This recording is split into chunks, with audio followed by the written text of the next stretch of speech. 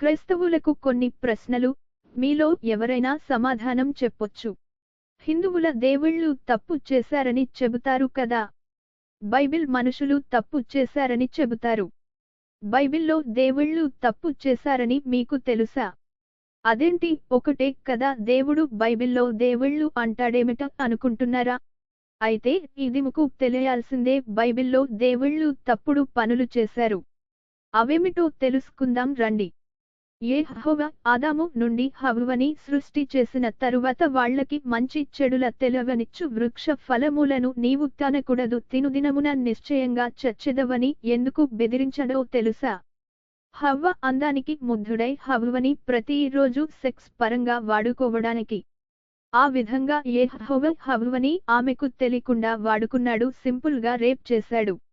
ఇక పరిశుద్ధాత్మ తల్లి మరియను అదే విధంగా వాడుకున్నాడు, అనగా రేప్ చేశాడు.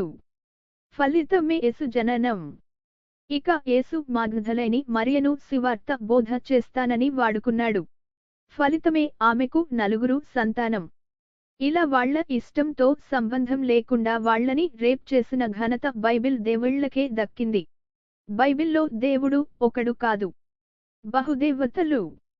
కనుక బైబిల్ను పాటించే క్రైస్తవులు తదితరులు బహుదేవతారాధకులు.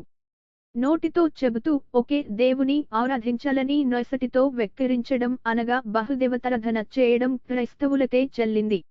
చెప్పేవి బైబిల్ నీతులు, దూరేవి దావీదు గుడిసెలు.